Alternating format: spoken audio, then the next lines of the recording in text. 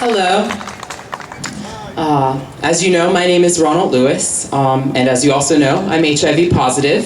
I'm an artist and a writer, and this summer I was blessed to create a cantastoria with my friend and fellow artistic collaborator, Jose David Lamosa. Think radical puppet theater of the 1960s protest culture. Our cantastoria was about the origin of the Stonewall riots. I wrote a poem, they made some paintings, and we collaborated with some musicians, and we had a 3-minute piece about Marsha P. Johnson and Sylvia Rivera, two individuals I had scarcely heard of or thought to research before this summer, but without whom I wouldn't be able to stand on this stage today. For those of you who don't know, they were trans women of color who were the first to chuck and catapult objects at the cops who raided the Stonewall Inn the night of the riot that sparked LGBTQ parades worldwide.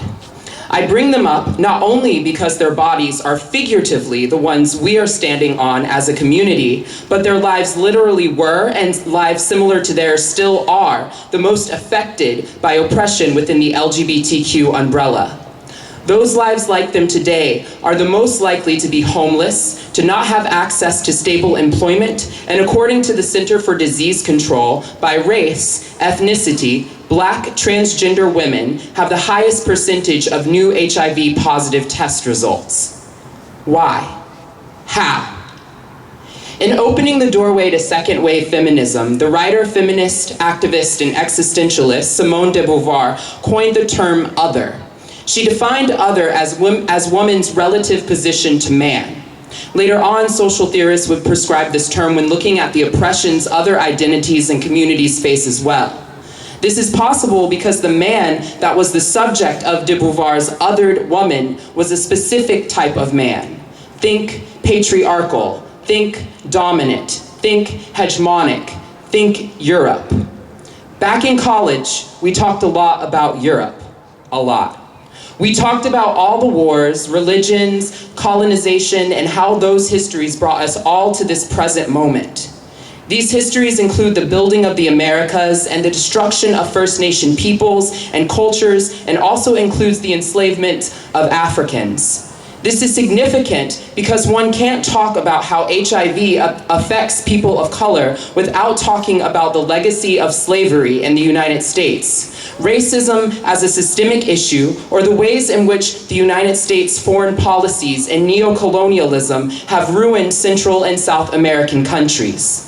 These stains, as they are, have intergenerational, socioeconomic consequences that have gone largely unaddressed. It is no wonder then that in an epidemic in which lower income equals a higher prevalence or higher rate of new HIV infection, that Black and Latinx people living in the United States, who make up roughly 30% of the population, account for roughly 65% of new infection rates, according to a 2010 study by the Center for Disease Control.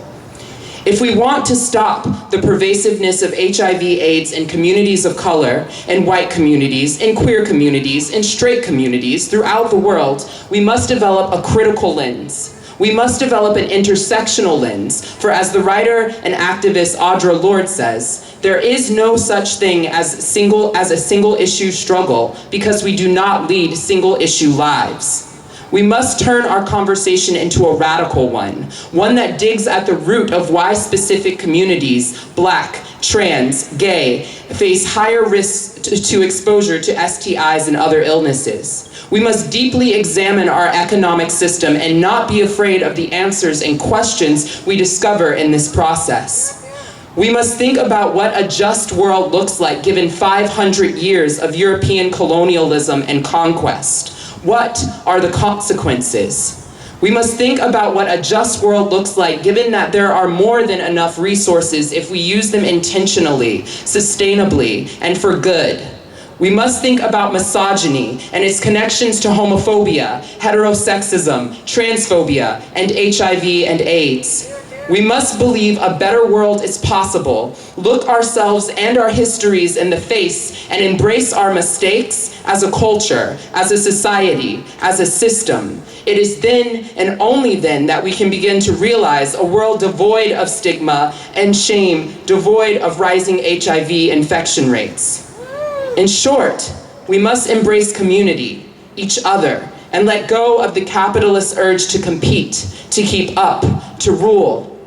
We must cooperate with one another so that we can build trust, so that we can create safe spaces where conversations about status, about lived experience, about trauma, about oppression are not stigmatized, are not shamed, but embraced and affirmed.